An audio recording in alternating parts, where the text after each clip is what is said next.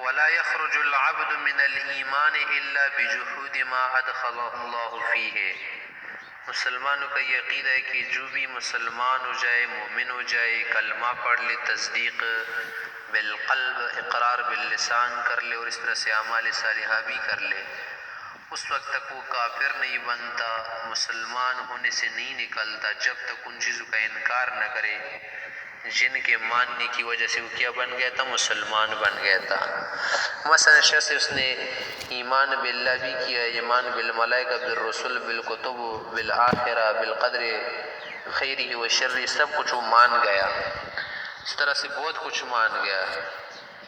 اگر اس سے کوئی گناہ صادر ہو جائے، اسی طرح سے کوئی غلط کام کر جائے تو وہ کافر نہیں بنتا جب تک ضروریات دین میں سے کسی چیز کا انکار نہ کرے، یا جو چیزیں وہ تسلیم کر چکا ہے ان میں سے کسی چیز کا انکار نہ کرے. ہاں اگر کسی چیز کا جحود کرے، انکار کرے، یعنی کسی چیز کو تو اچھی طرح جانتا ہے کہ یہ حق ہے، پھر بھی جحود کرے، عنادی کفر کرے، یا کسی بھی طرح کا کفر ہو، کفر جحود ہو، کفر عناد ہو، سب سے کیا بن جاتا ہے، کافر بن جاتا ہے.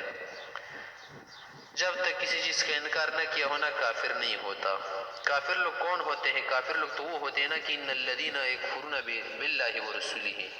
کافر لوگ ہوتے ہیں جو اللہ رسول کا انکار کرتے ہیں، کسی بھی رسول کا انکار کرتے ہیں. باللہ ورسلہ، رسولوں کا انکار کرنے، کسی ایک رسول کا انکار کرنے سے بھی کفر ہو جاتا ہے. وَيُرِيدُونَ أَن يُفَرِّقُوا بَيْنَ اللَّهِ وَرُسُلِهِ، وہ چاہتے کہ اللہ و رسول کے درمیان تفریق کرے، رسولوں کے درمیان تفریق کرے. وَيَقُولُونَ نُؤْمِنُ بِبَعْضٍ وَنَكْفُرُ بِبَعْضٍ، چاہتے ہیں کہ بعض باتوں کو مان لے اور بعض کو نہ مان لے، بیچ کا راستہ نکالنا چاہتے ہیں. وَيُرِيدُونَ أَن يَتَّخِذُوا بَيْنَ ذَلِكَ سَبِيلًا، ایسا تو کوئی راستہ ہے ہی نہیں، یا تو کفر ہی کرنا ہے یا ایمان کو کرنا ہے. کیا مانے؟ یا تو آدمی مسلمان ہوگا یا کافر ہوگا.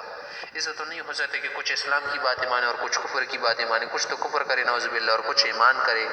ایسا نہیں ہو سکتا. ایک ہی راستہ اختیار کرنا ہوگا، یا کافر ہوگا یا مسلمان ہوگا. اگر ایک آدمی ہے اس نے مسلمانی قبول کی، مسلمان ہو گیا، تو اب وہ کافر نہیں ہوتا. ہاں اگر اس نے کیا کر دیا، کفر کی ایک چیز کو اختیار کیا یا ایمان کی کوئی چیز قطعی تھی اس کا انکار کیا، تو اس آدمی پھر کیا بنے گا؟ کافر بنے گا.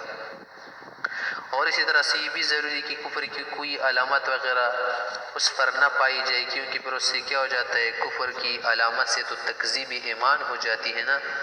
مثلا ایک شخص سے کہتا ہے کہ میں مسلمان ہوں، نعوذ باللہ اس نے قرآن کریم کو گندگی میں پھینکا یا زنار باندھا یا بت کے سامنے سجدہ کیا نا، تو اگر وہ 100 بار بھی کیا کہے، سینکڑوں بار کہے کہ میں مسلمان ہوں، لیکن اس کا عمل بتاتا ہے نا کہ وہ مسلمان نہیں، کیونکہ مسلمان ایسا نہیں کرتا کہ وہ کیا کرے، بت وغیرہ کو سجدے کرے.